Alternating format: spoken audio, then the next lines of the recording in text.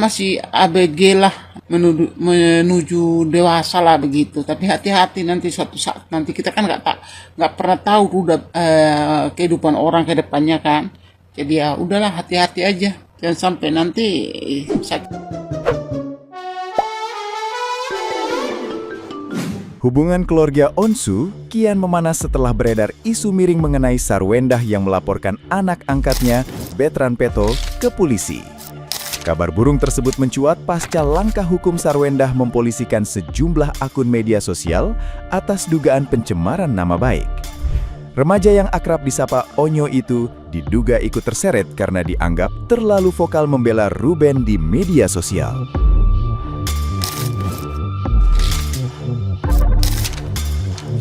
Menanggapi rumor panas ini, pihak kuasa hukum Ruben Onsu menyatakan tidak akan tinggal diam dan siap melakukan perlawanan. Meskipun menghormati hak hukum mantan istri kliennya, mereka menyerahkan penilaian etis tidaknya tindakan tersebut kepada masyarakat luas. Langkah antisipasi matang pun kini telah disiapkan secara hukum jika terbukti akun milik sang anak resmi masuk dalam daftar laporan.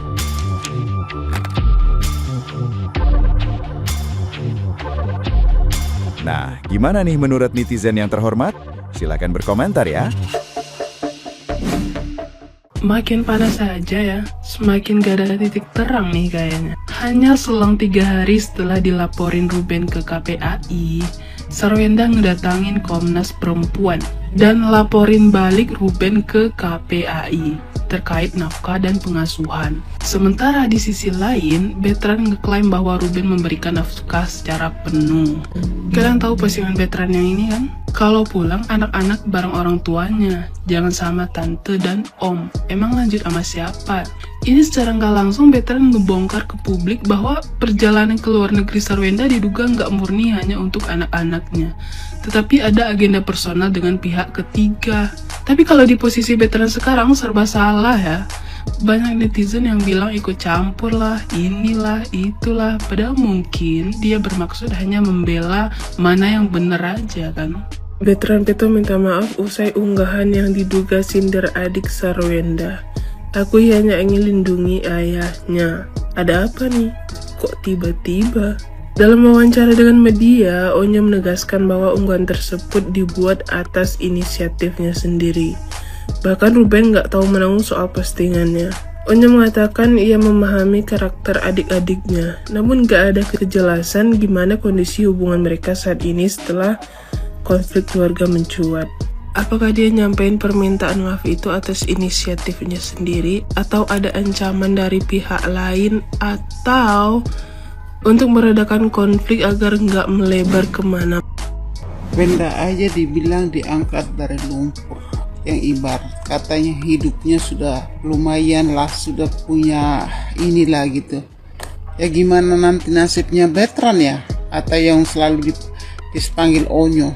Itu kan anak kan memang betul-betul nggak punya dibilang nggak punya apa-apa juga kan, orang dari desa gitu kan, tiba-tiba dipertemukan, diangkat jadi anak. Nanti seandainya si Ruben bilang, saya itu mengangkat kamu dari ini, akhirnya kamu jadi seperti ini, jangan sampai keluar kata-kata ayahmu ya nanti ya, sama yang diucapkan buat Sarwendah. Oke? Ya hati-hati saja, jangan sampai kau berbuat salah ya Onyo terhadap ayah kau. Jangan sampai dibilangnya nanti, saya ambil kau dari lumpur, dari tumpukan sampah. Pasti digituin juga itu, hati-hati tuh. Makanya jangan sampai kau salah ucap aja Onyo ya, jangan sampai kau salah bicara ya.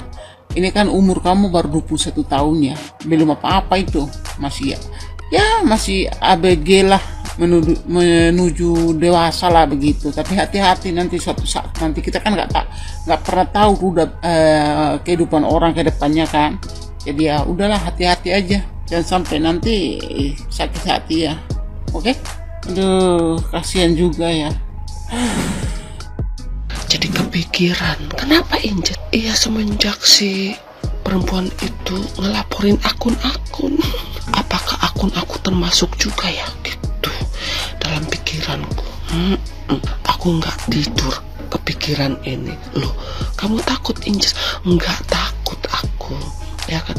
Cuman aku tuh kepikiran aja, kan ini tuh yang paling parah itu ininya kan gosipnya, bukan gosipnya, yang paling parah yang menyebarkan berita-berita tentang dia pesugihan. Mungkin dia keberatan itu. Siapa kira-kira yang dilaporkan? Apakah akun-akun itu si rambut M gitu? Terus apakah si kuncen itu kena nggak dilaporkan? Iya, aduh, agak-agak ngeri sih ini. Kita akan menyaksikan ada perang alam nyata dan alam goib gitu kan. Kalau si kuncennya tuh sampai dilaporkan, ya kan pasti dia menggerakkan makhluk-makhluk astra itu untuk membantu. Ya, gimana dong? Derdek juga aku, soal pernah aku dikomentari pitiku sama si siu-siu itu. Terus kan dipanggil di tag itu akunnya sama anak-anak buahnya itu, sama cecunguk itu di tag. Waktu aku lagi ngoceh-ngoceh, terus anak buahnya bilang gini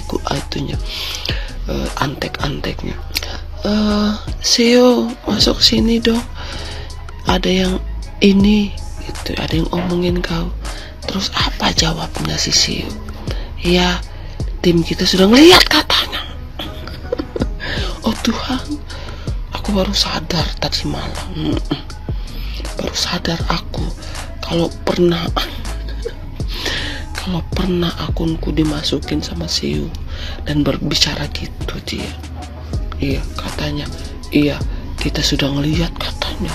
Oh Tuhan, itu kan lucu kali kan. Kemungkinan konten kreator yang akan dilaporkan oleh SW ini adalah Mamski atau Bunda Emma Waroka dan Koko Cimot. Nah, Koko Hiro Cimot ini. Kita ketahui di Koko Cimot ini beberapa kali adik dari SW ini yang mendatangi yang masuk room komalnya Koko Cimot dengan penjelasannya, dengan narasinya, di mana di sana mulai akhirnya ada pro dan kontra. Yang saya ketahui, apapun yang dibahas oleh Koko Cimot ini adalah berdasar tontonan yang diperlihatkan oleh sumbernya, dan begitu ya. Sama seperti halnya Mamski pun juga melakukan hal yang sama.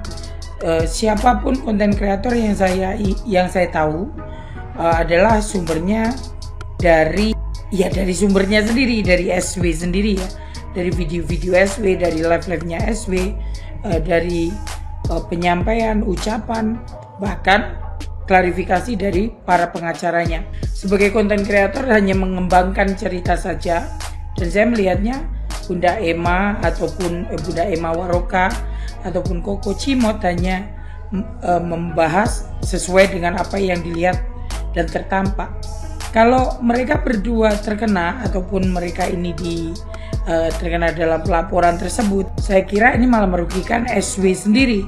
Karena kita ketahui apa yang dilakukan SW di publik, jika kita mengarahkannya itu adalah sebagai seorang public figure, apa yang dipertontonkan adalah sungguh-sungguh sangat tidak bisa untuk dipertontonkan di publik.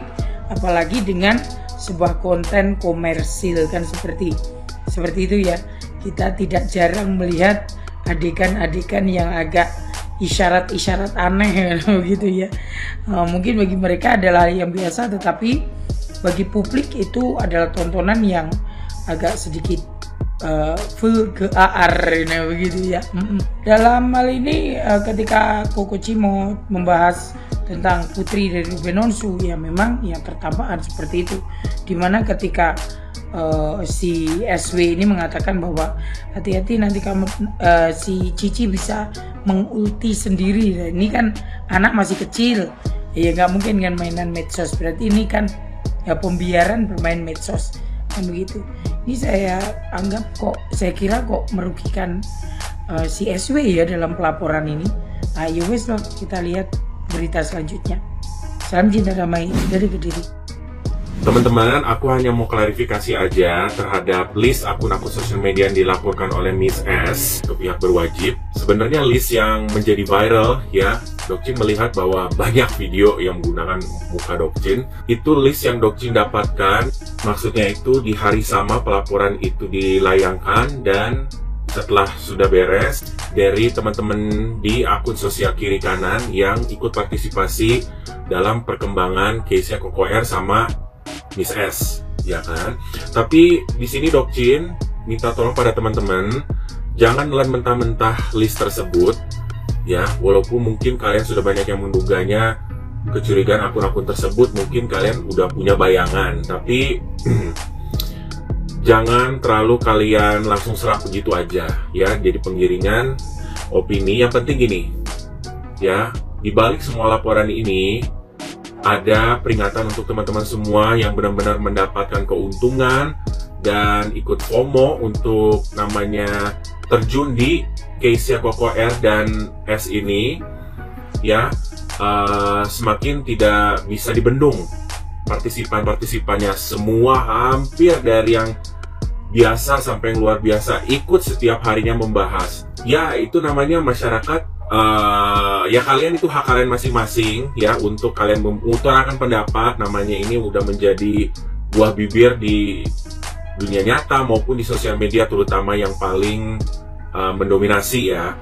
Tapi tolong, kalau misalnya kalian ingin mengekspresikan kalian tentang case-nya Koko RO sama S, selama itu merupakan masih dipakem di ranah yang memang wajar dibahas, yaitu tergantung kalian. Ya, bahas sampai sekiranya memang sudah tidak ada yang perlu dibahas, jangan dipaksakan, jangan dikembangkan, jangan diada-adakan. Ujungnya jadi pengkerukan, borok-borok yang tidak perlu, bahkan mungkin tidak ada, malah jatuh jadi fiktif. Ya, demi untuk Koko R dan S, kita lebih baik jadi penonton saja, mensupport yang perlu untuk disupport, mengomentari yang memang perlu untuk dikritisi. Ya, kita hargai aja proses yang mereka ingin jalankan, ya. Karena sekarang Dokcin juga melihat menjadi sebuah FOMO, ya, menjadi sebuah rutinitas, jadi tren yang penting apa aja mention dari kedua belah pihak, kalian bisa mendapatkan atensi, jangan ya. Karena kedua belah pihak juga tenang-tenang saja, tapi langkah pasti satu sama lain dan terorganisir, patternnya ada, berkala, terjadwal. Jadi kita hargain aja prosesnya, jangan mengada-adakan yang tidak ada, ya. Boleh menjadi netizen, tapi netizen yang tahu batasan-batasan tertib dan berpola. Oke, itu aja list yang beredar di online yang viral. Jangan kalian anggap jadi patokan, ya. Intinya ini warning untuk netizen semuanya aja. Oke.